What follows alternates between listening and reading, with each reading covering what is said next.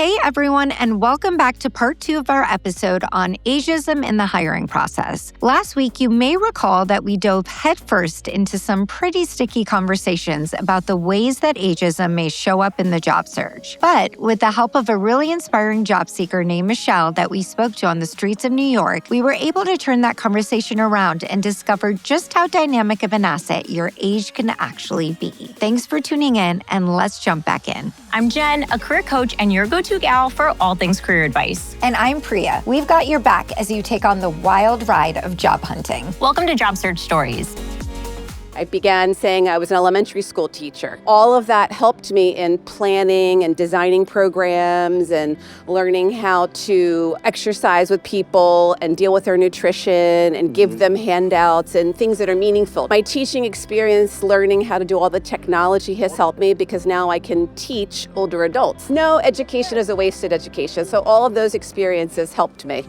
This is really the perfect way to kick off a conversation about the weight and importance of transferable skills. Never underestimate your transferable skills. Absolutely. You're always bringing knowledge from your previous positions to new ones. So Jen, to that point, how can older applicants use transferable skills to their advantage in interviews? This type of preparation in terms of identifying the transferable skills really happens before the interview phase. It starts by you needing to kind of audit your experience with fresh eyes. So you want to look for the skills that are present in just about any industry. Some really great ones are conflict resolution, maybe customer relations, communication. And communication is really interesting because, I think you brought this up too, but when we talk about AI-proof skills, communication has been identified by the number one skill that employers are looking for that AI cannot replace. Human communication is so important. After you do that audit, then you want to use the language of the new field. You want to translate your skills into industry-specific terms that really show the hiring managers that you've done the work to kind of bridge the gap. And Michelle provided a really great example of this. She didn't just say, I used to manage a classroom.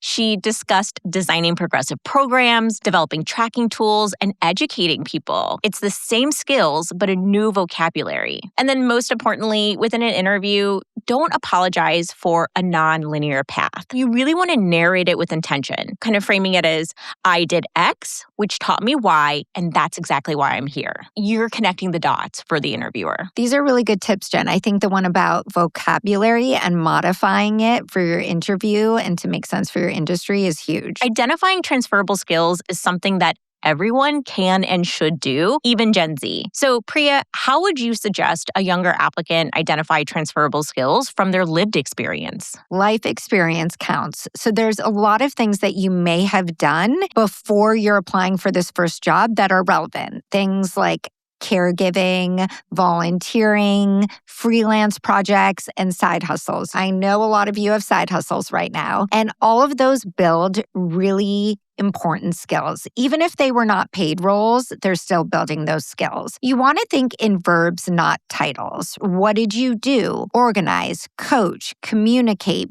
build. Those are the verbs you want to keep in mind. Think about where else can you do that. Younger job seekers often underestimate the value of their adaptability, their comfort with new tools. Those are all things employers are looking for. And that's not nothing. It's a really big skill gap that organizations are actively trying to fill right now. I totally agree with that. When I worked in career services at the University of Texas at Austin, I was working with a lot of students who were either looking for internships or they were looking for their kind of like first full-time role post-graduation. A lot of colleges and universities have internship programs built in to the system, which is like really great because then you're graduating with this experience. Sometimes they're paid, sometimes they're not, and that is equally important. And that's one thing that you touched on, and I just want to reiterate, really think about, where have I volunteered? Was I part of a student organization? There are so many other places where you can get those really valuable skills. It doesn't have to just be paid experience is such an important takeaway for Gen Z. Every experience counts, and talk about it.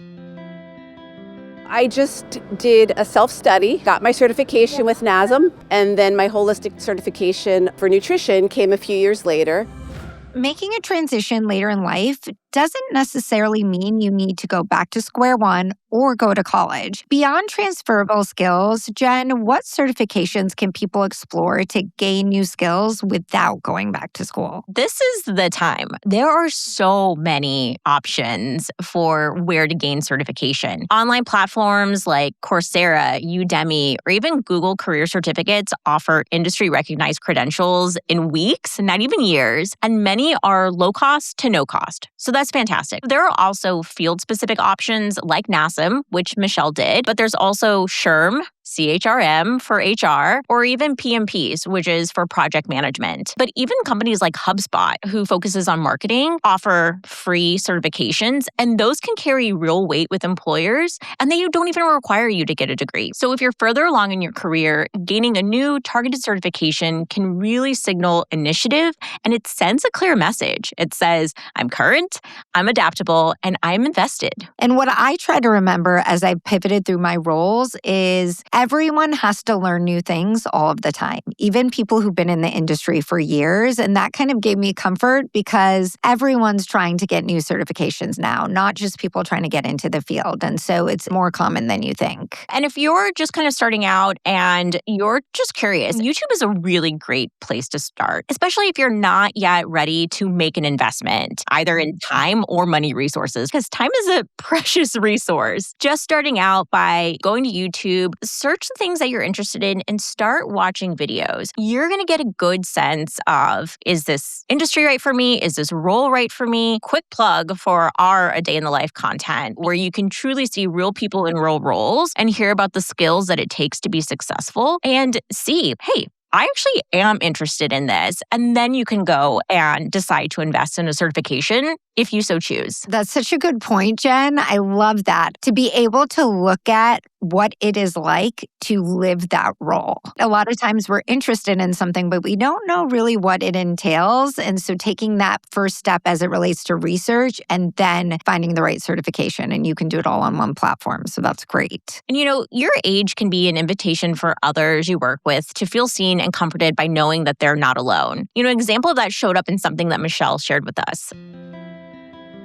I just had a client say to me yesterday who was dealing with back issues and sciatica pain and feeling distressed because she can't do some of the things that she loved doing. And she sought me out and I said, I understand, I can relate. We're about the same age, I've had the same issues, and here's what you can do, X, Y, Z. And she looked at me and she says, I feel so comforted knowing that you were not only a professional, but a patient who understands.